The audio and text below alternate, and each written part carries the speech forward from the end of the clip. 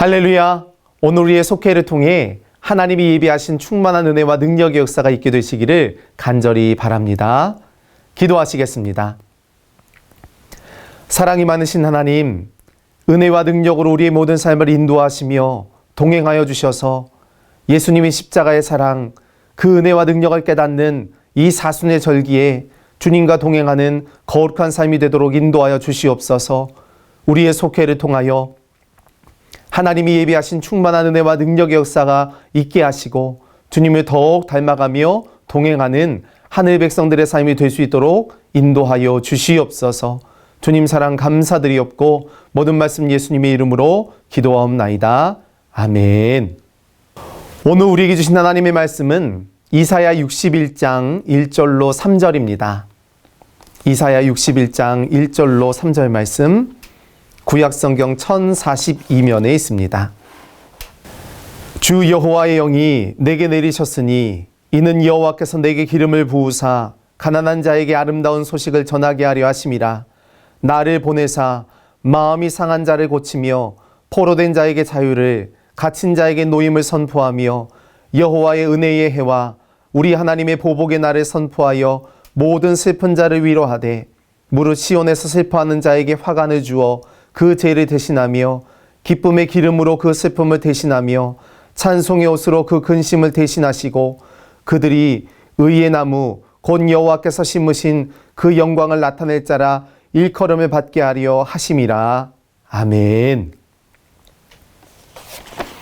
오늘은 속회공과 구가입니다. 가난한 자에게 아름다운 소식을 전하게 하심이라. 말씀은 이사야 61장 1절로 3절입니다. 우리가 구약성경을 구분지을 때 우리가 잘 아는 모세오경, 창세기, 출애굽기, 레위기, 민수기, 신명기의 5권의 성경을 모세오경 이렇게 부르죠. 여러 구분으로 나눌 수가 있는데 특별히 이사야에서 말라기까지의 말씀을 우리는 선지서 이렇게 부릅니다. 하나님께서 특정한 시기에 특별한 선지자들을 통하여 하나님의 백성들에게 말씀하시는 내용들이 담겨져 있죠.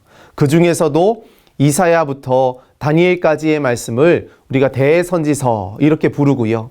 호세아에서 말라기까지 12권의 성경을 소선지서 이렇게 부릅니다. 그러니까 분량에 따라서 양에 따라 구분을 지을 뿐이지 이사야가 중요하다, 호세아는 덜 중요하다 이런 의미는 아닐 것입니다. 모두가 다 똑같이 하나님의 말씀을 그 당시에 유다의 백성들, 이스라엘 백성들에게 전하여 주었을 뿐만 아니라 오늘을 살아가고 있는 우리들에게도 이 시대 속에 하나님의 말씀이 무엇인지를 가르쳐 주는 것입니다. 사실 선지자들의 역할은요, 단순히 죄를 지적하고 심판을 선언하는 데 있는 것이 아니라 죄를 깨닫고 돌이켜서 결국에는 주님을 섬기도록 하나님이 우리의 주권자가 되신다는 사실을 믿도록 하는 귀한 도구였던 것입니다.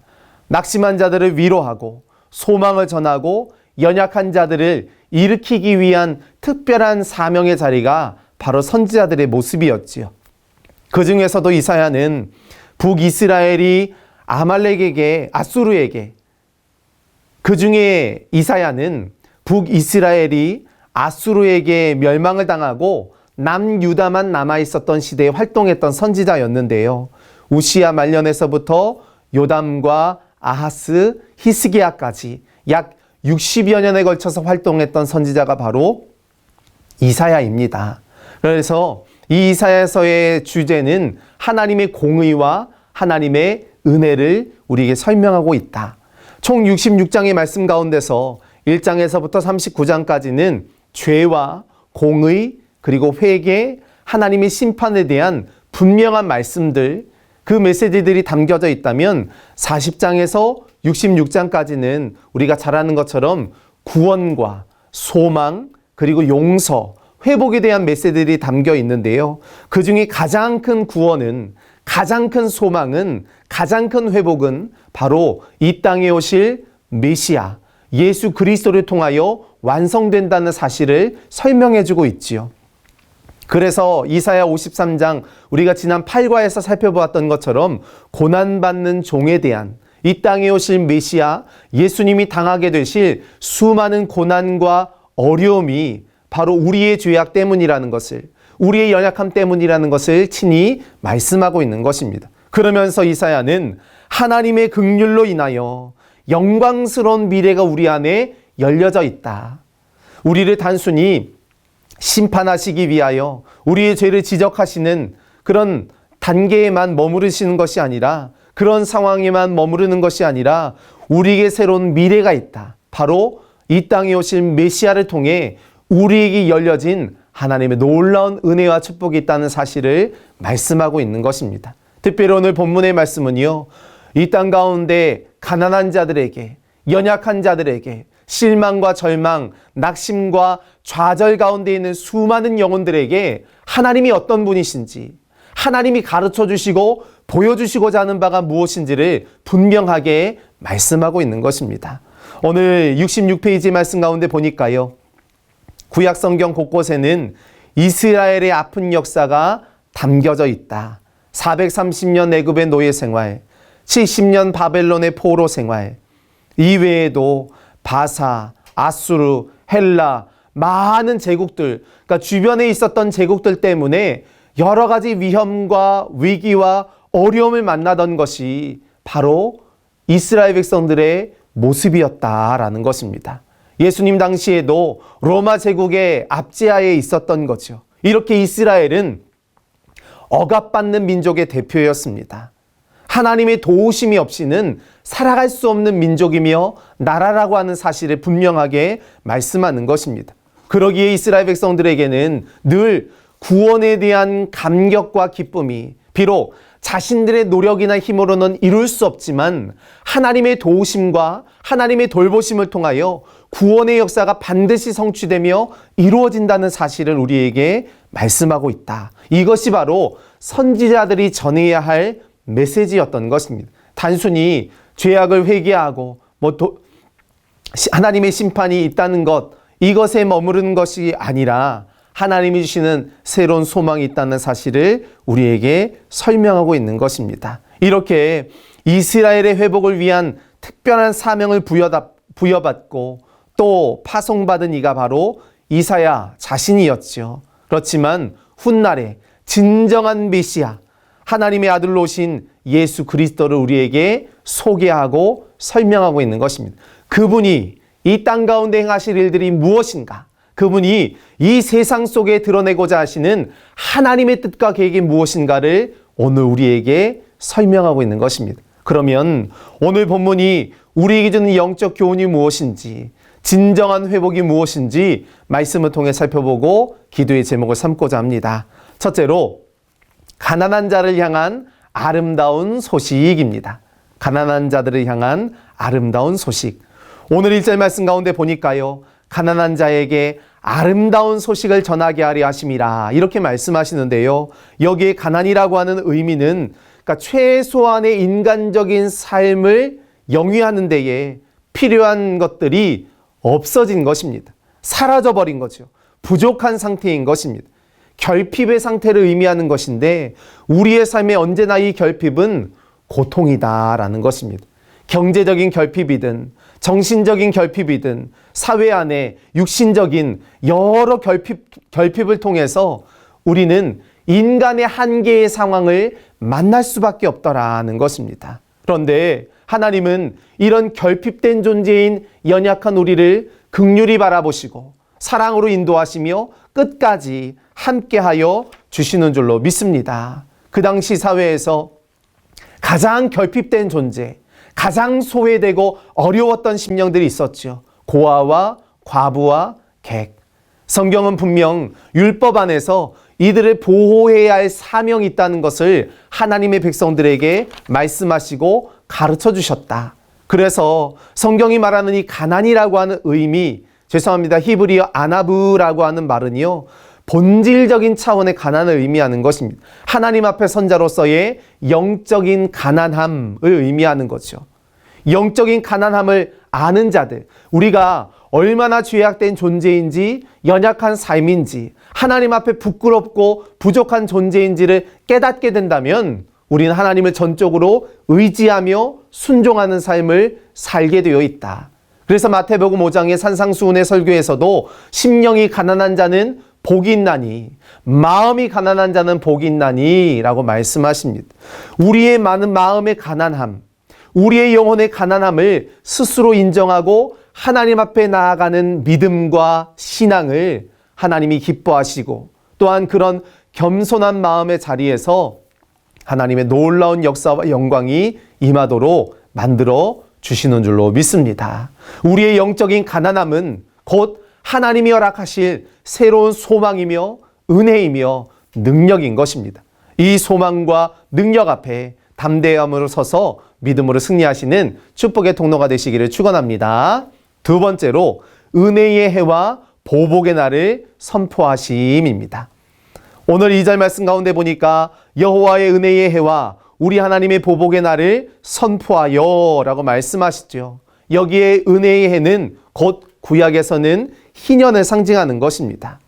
일곱 번째의 안식년이 7번이 지나고 그 다음 해, 즉 50년째 해를 우리가 희년 이렇게 이야기를 하는데요. 그 안식년의 규례가 계속해서 이어지는 거죠. 어떤 회복의 역사가 있었습니까? 오늘 본문이 이야기하는 것처럼 안식일의 규례는요, 노예의 해방이었습니다. 빚을 탕감받는 것이었고요. 다른 사람들의 손에 넘어갔던 토지나 가옥이 원래의 주인에게로 환원되고 회복되는 것을 의미했습니다. 빼앗겼던 재산이 다시 살아나게 된 거지요. 또 땅의 경작을 멈추면서 땅 역시도 하나님의 창조의 질서 아래서 다시금 회복될 수 있도록, 다시금 충전을 얻을 수 있도록 만들어준다라는 것입니다. 이 모든 것이요, 하나님의 통치와 하나님의 방법을 믿고 신뢰하는 우리의 마음의 고백에서 담겨져 있는 것입니다. 이런 희년이 회복의 역사를 말씀한다면 보복의 날은요, 하나님의 심판을 의미하는 거죠. 은혜에는 항상 심판이라고 하는 동전의 양면이 있습니다. 하나님은 포로된 자에게는 구원의 은혜를 베푸시지만 억압당한 자에게는, 억압한 자에게는 심판을 행하신다라고 말씀하시죠. 피해자들에 대해서는 위로와 보상이 주어져 있지만 또 가해자들에 대해서는 분명한 하나님의 심판과 공의가 있다는 사실을 말씀하고 있는 것입니다. 우리가 세상 가운데 부족하고 연약한 삶, 때로는 손해보는 것 같고 때로는 마음 아픈 상황들, 환경들이 열려진다 할지라도 실망하지 아니할 것은, 낙심하지 아니할 것은 우리의 아픔과 상처를, 우리의 고통과 눈물을 주님이 모두 다 알고 계시고 갚아주시며 위로하시며 함께 하시기 때문인 줄로 믿습니다. 그 은혜의 해가, 그 하나님이 예비하신 희년의 때가 우리에게 다가온다라는 것입니다. 오늘 우리의 모든 삶의 자리에서도 하나님의 공의와 하나님의 정의는 우리를 향한 바른 믿음과 신앙의 자리에 서 있는 그리스도를 향한 하나님의 위로요, 하나님의 은혜요, 하나님의 사랑임을 깨닫고 담대함으로 나아가 승리하시는 축복의 통로가 되시기를 간절히 축원합니다. 세 번째로 기쁨의 기름으로 슬픔을 대신하심입니다. 이스라엘 역사에 가장 슬펐던 일이 바로 성전이 파괴된 일이었죠. 예루살렘이 함락된 일이었습니다. 유다의 백성들은 결코 그런 일이 일어나지 않을 거라고 생각을 했습니다. 성전이 파괴되는 일은 없을 거라고, 예루살렘이 함락되는 일은 없을 거라고 생각을 했었던 거죠. 그런데 모든 것이 파괴되었습니다. 바벨론에 의해서 건물도, 삶의 터전도, 그들의 인생도, 그들의 역사도, 그들의 미래도 모든 것이 파괴되고 말았다라고 실망하며 절망하며 낙심했던 거죠. 다 무너졌을 거라고 생각을 했습니다. 그런데 하나님의 역사는 여기에서 끝나지 않았다. 모든 것이 황폐하고 쓰러지고 나약하며 무너진다 할지라도 하나님은 분명 우리 안에 거룩한 씨앗을, 이 땅에 그루터기를 남겨두시마 말씀하셨죠. 그리고 그 분명한 약속을 통해 그 작은 나무의 밑둥과 같은 그루터기를 통해 하나님의 위대한 역사를 창조하실 뿐만 아니라 그 거룩한 씨앗을 통하여 구별된 믿음과 온전한 신앙의 자리에서 하나님께 영광 돌리는 축복의 통로가 되도록 만들어주시며 인도하시며 역사하셨던 것입니다. 어찌 보면 그 고난이, 그 어려움이, 그 절망이, 그 환난이 이스라엘 백성에게는 새로운 기회가 되었던 것입니다. 오늘 우리 안에도 하나님이 예비하신 은혜의 은총을 따르며 믿음으로 순종하며 묵묵히 나아갈 때 주님은 위기를 새로운 기회로 하나님께 영광 돌리는 축복의 통로가 되도록 만들어 주시는 줄로 믿습니다. 이태리 토리노의 박물관에 가보면 한 조각상이 있다고 합니다. 그 조각상에 이런 글귀가 쓰여 있는데 아주 우스꽝스러운 모습의 조각상이에요.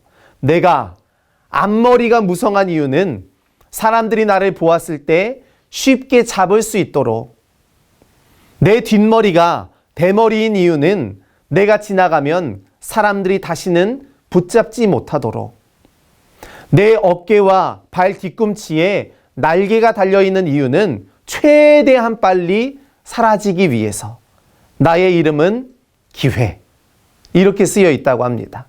우리가 우리의 삶에 찾아오는 기회들, 우리는 비단 육신의 기회만을 쫓고 따르며 살아가는 인생을 살아왔지만 하나님을 알고 있는 우리는, 예수 그리스도의 사랑을 경험한 우리들은 영적인 기회를 붙잡기 위하여 하나님의 말씀 가운데 거하고 하나님의 은혜를 사모하며 믿음으로 순종하는 복된 삶이 되어야 하는 것입니다.